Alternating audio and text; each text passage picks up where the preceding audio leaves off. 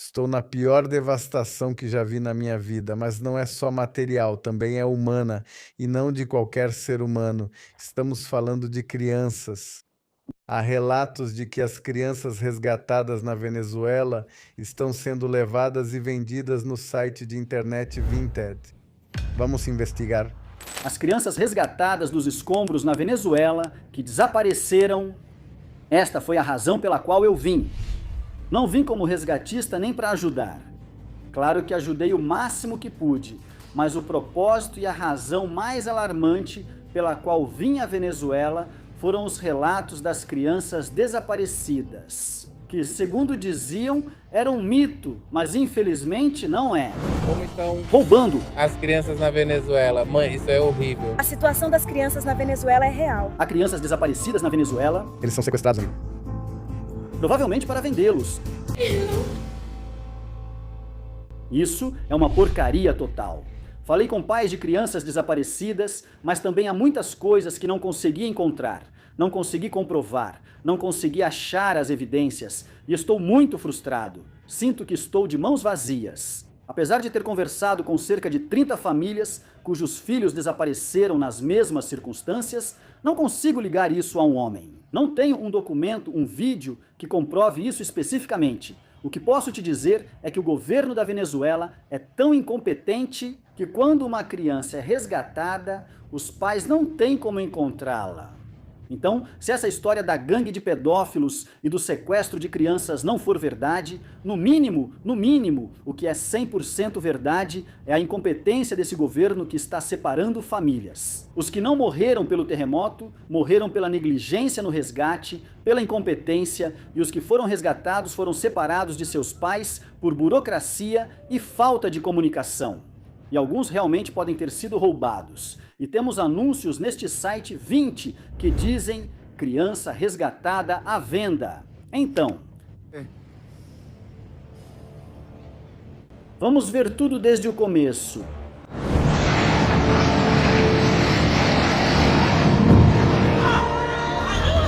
O problema com as crianças não para. Vejam quantas pessoas desaparecidas existem. No entanto, há pessoas que estão se aproveitando disso para vender essas crianças. Como isso pode ser possível? Que nós vamos tirar Isso com as mãos. uma pá para todos nós? Não podemos mais ser indiferentes ao que ocorre hoje na Venezuela com as crianças. As crianças desaparecidas na Venezuela foram resgatadas dos escombros. Isso é verdade? Sim, é verdade.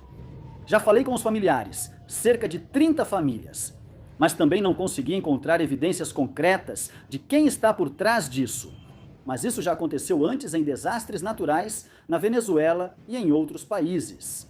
Nos documentos 26 não apareceu, não. Você sabe, meu irmão, que esse padrão se repetiu, está se repetindo. Igual quando houve o deslizamento na Guajira em 91, em 98, 99, sim. Houve também esse padrão de perda de crianças.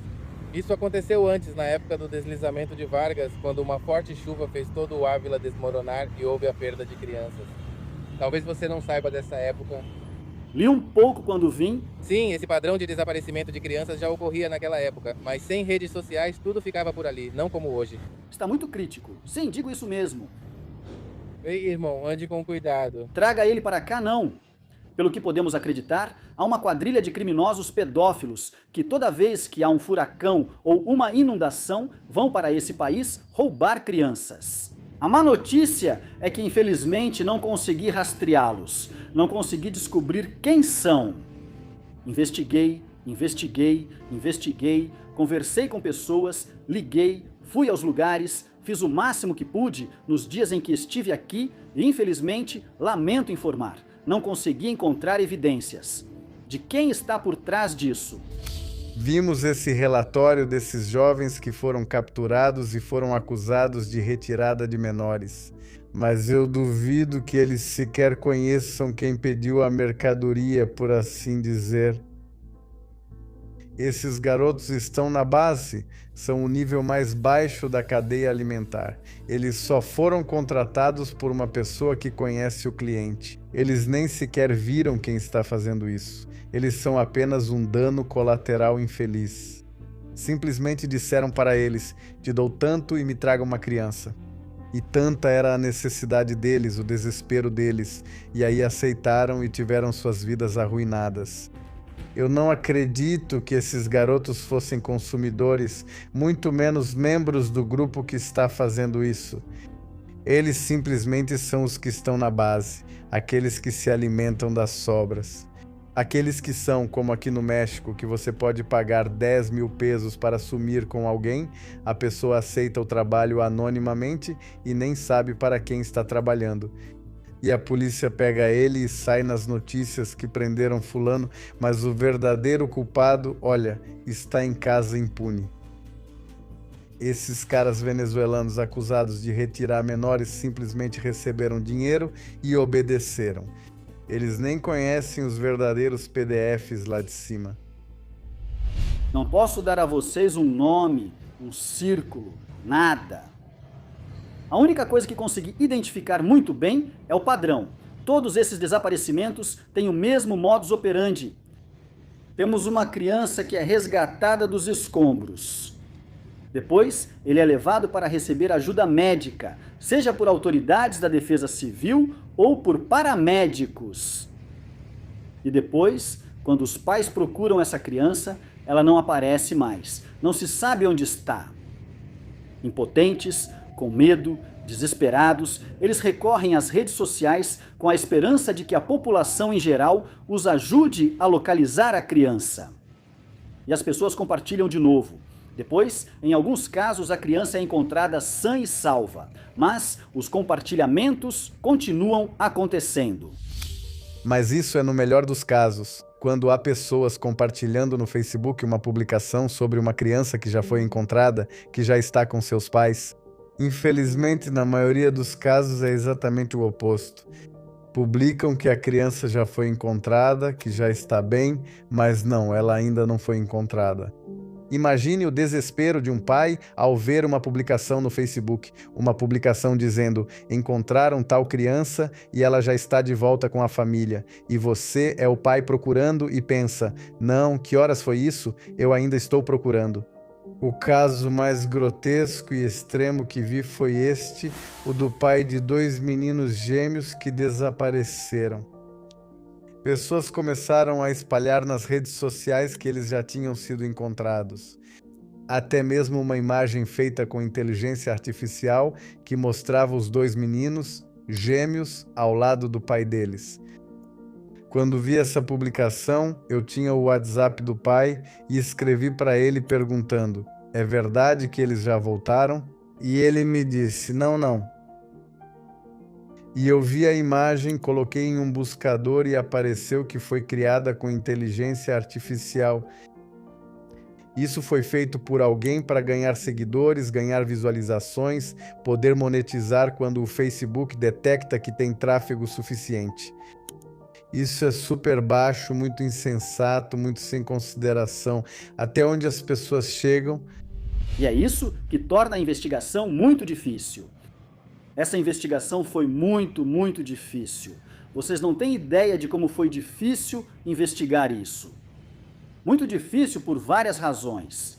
Número 1. Venezuela, este país, não tem um banco de dados de pessoas desaparecidas.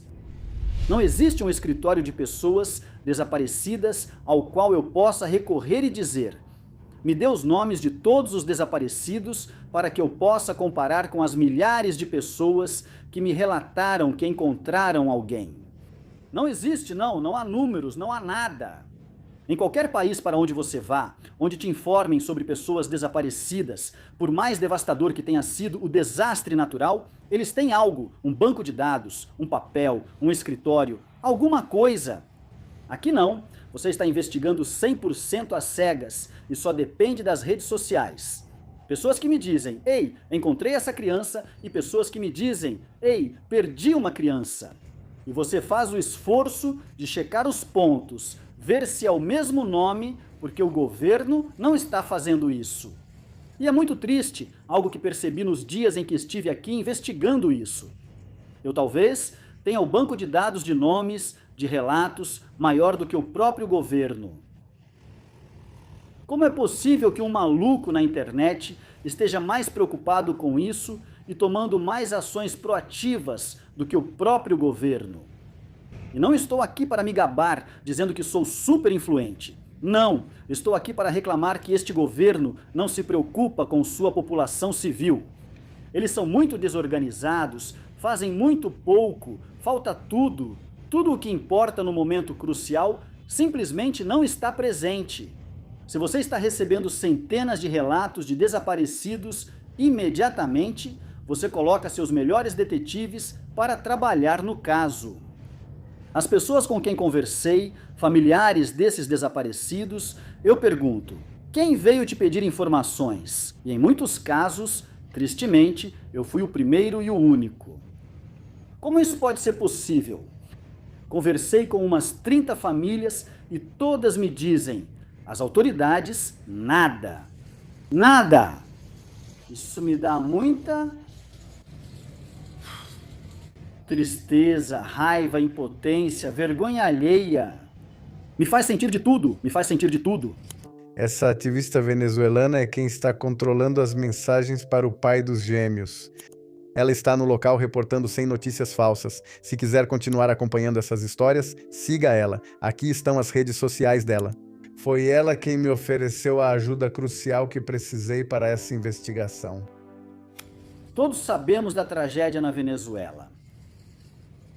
Depois, como estou me dedicando aos arquivos de Epstein, faço muitos vídeos nos quais conto o que encontrei na minha investigação sobre Epstein.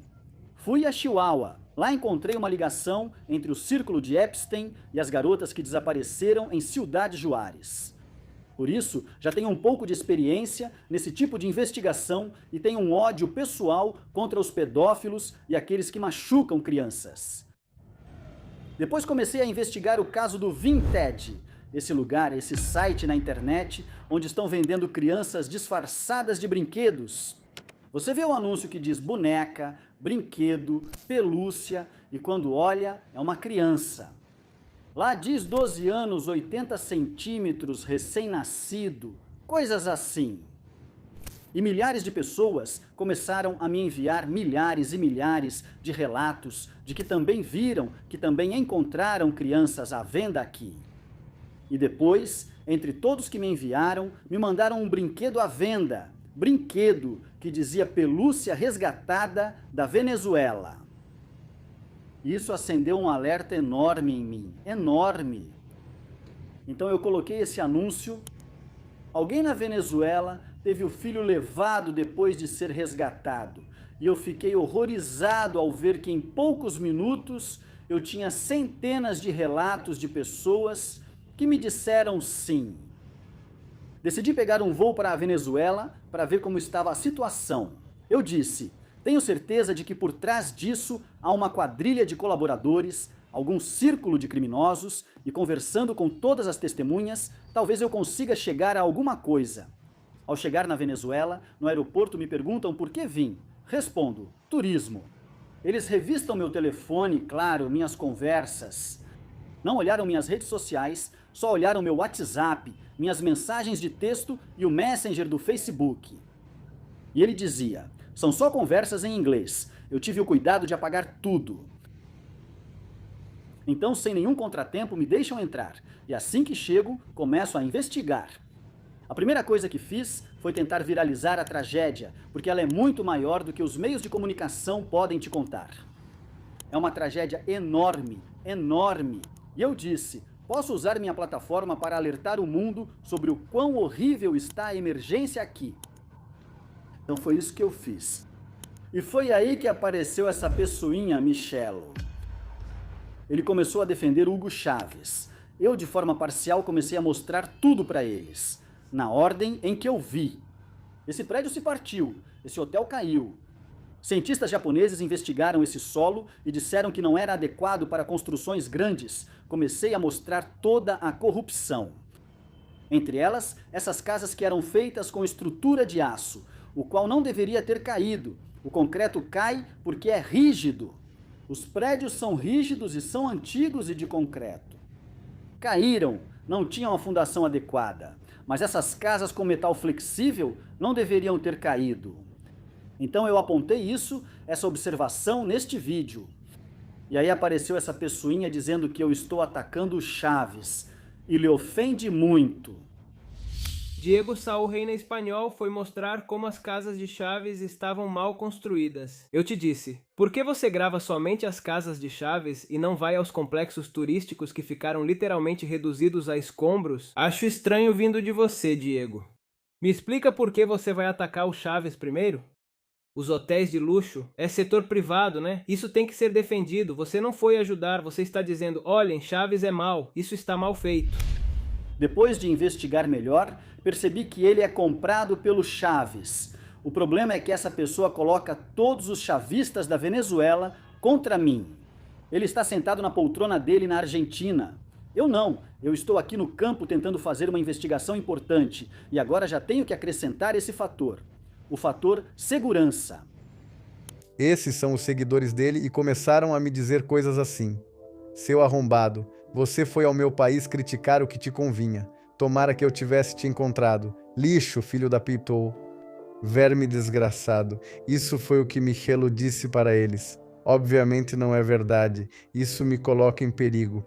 Alguém sentado no seu sofá na Argentina vem complicar ainda mais a minha investigação, porque agora os seguidores dele estão sendo violentos comigo. Desde antes de vir e desde que cheguei, recebi milhares de mensagens me avisando para não falar contra as autoridades porque me fazem desaparecer. E eu tive prudência, cautela, cuidado. Mas esse cara não, ele não parou para pensar. Ele imediatamente me acusa de vir criticar o Chaves. Quero acreditar que, sem perceber ou sem pensar, isso me coloca em risco, já que eu estou na Venezuela. Aí, esse paradoxo é complicado para mim, porque para poder falar com o maior número possível de testemunhas, eu tenho que dizer que vou estar em um lugar público por várias horas e anunciar isso nas minhas redes. Assim, as pessoas vêm e falam comigo, me dão seu testemunho. Mas isso também me expõe ao risco de que venham os fãs desse cara, que também me colocam em perigo.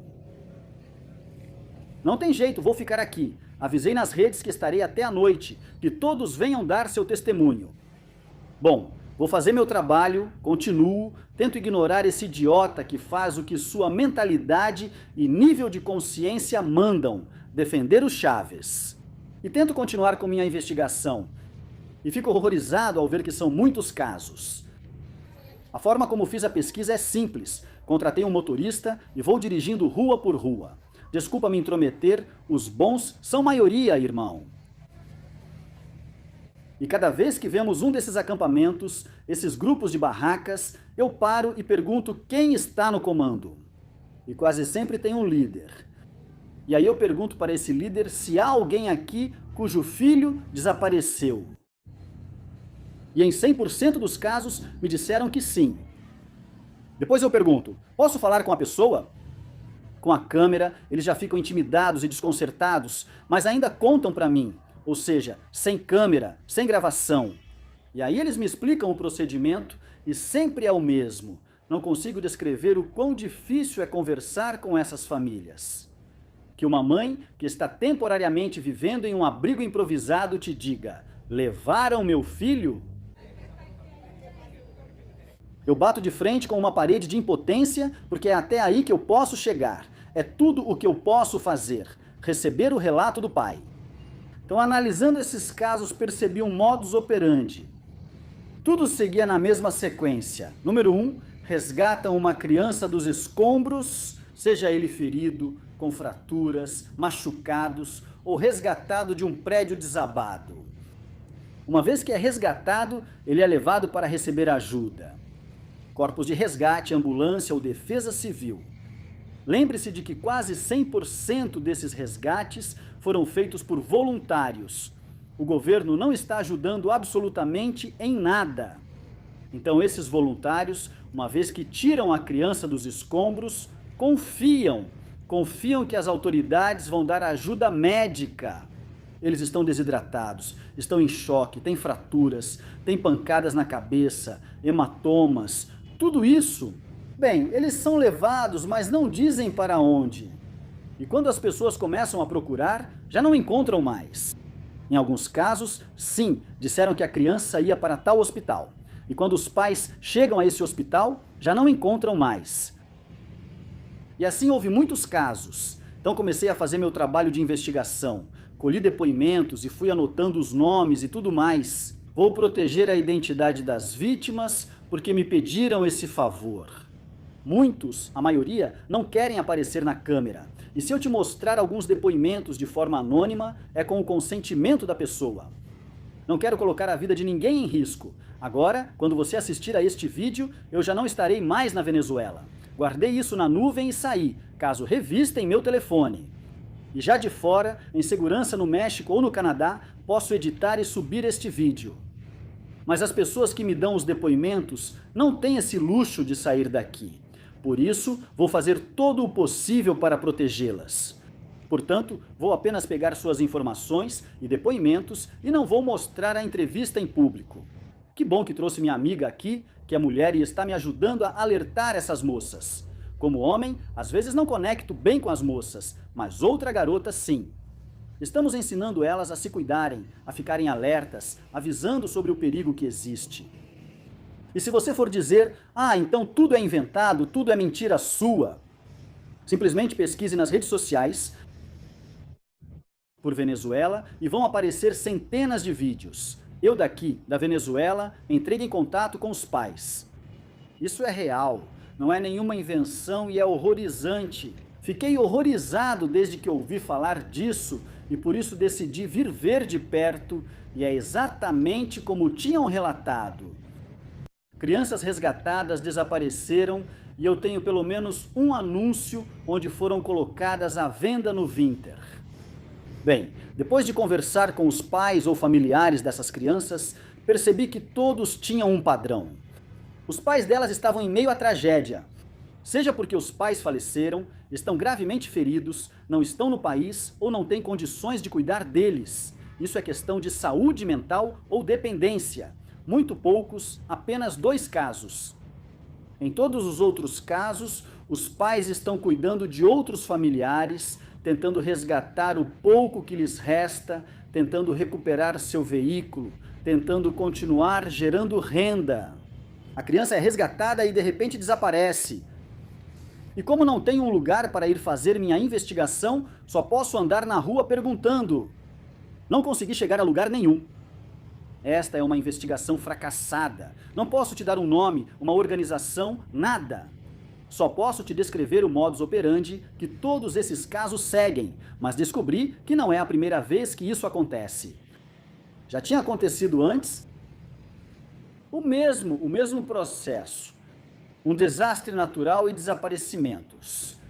E não só na Venezuela, em muitos outros países também. Vamos falar bem claro, depois de grandes desastres naturais, é relativamente comum que algumas crianças sejam separadas de suas famílias. Isso ocorre devido ao caos e à falta de comunicação. Na maioria dos casos, isso acontece devido à confusão e a problemas de identificação. Até mesmo nos países mais organizados e desenvolvidos, isso acontece. Mas também existem casos documentados em que certas pessoas se aproveitam da situação para o tráfico de menores ou adoções irregulares. É sobre isso que vim falar. Vou te dar alguns exemplos. No terremoto do Haiti, em 2010, foram documentadas tentativas de tirar crianças do país ilegalmente. Isso não é teoria, isso está comprovado. Até mesmo missionários americanos tentaram tirar dezenas de crianças que tinham pais vivos e não tinham a documentação adequada para serem colocadas em adoção.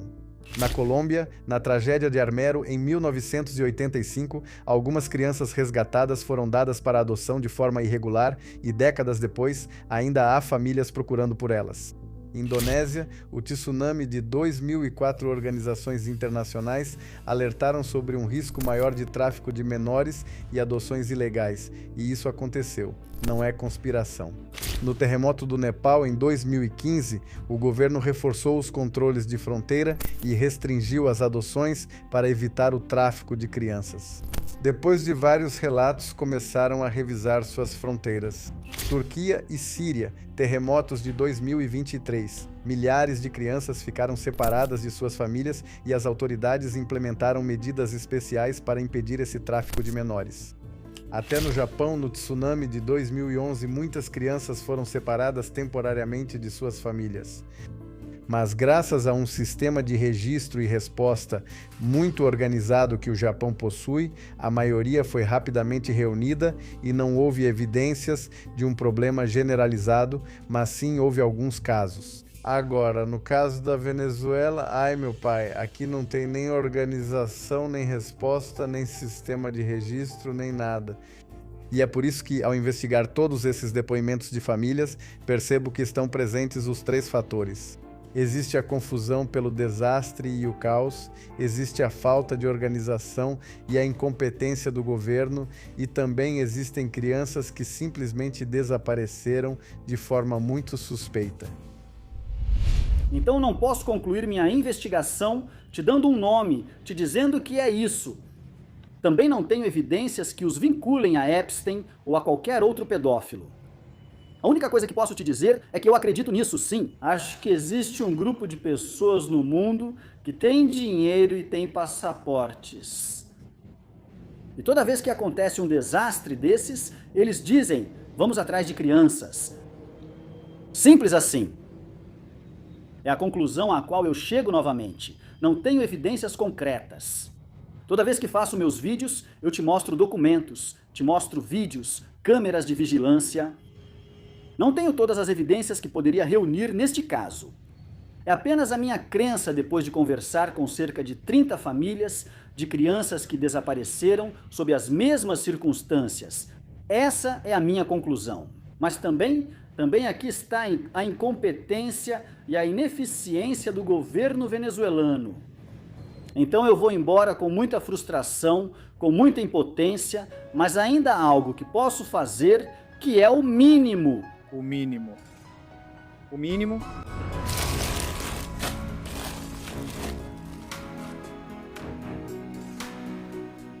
Não posso levar doces para eles sem levar uma escova de dentes. Não vou deixar as crianças ficarem com cáries.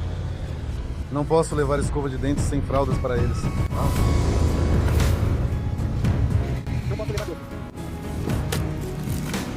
Como eu digo, sozinho você não consegue fazer nada. Como eu vou colocar 1000 balas em saquinhos diferentes, você precisa de ajuda. Uma equipe e os venezuelanos estão sempre dispostos a ajudar. Preciso de ajuda para carregar tudo isso e empacotar. Então vou ligar para o chefão de Caracas. Parecemos uns bêbados aqui, hein? A rua com tudo isso. Nossas coisas.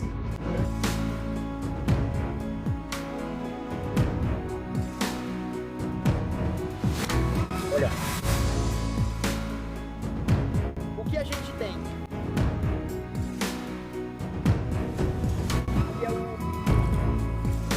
O que a gente tem?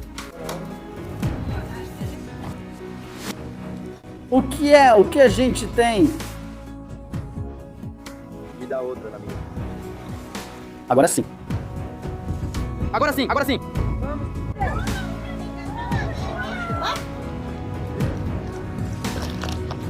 Agora é noite de hoje.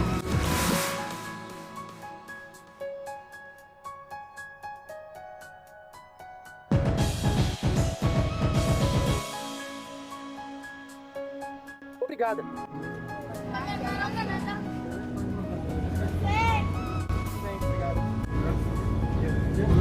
Vocês têm crianças aqui? Obrigada.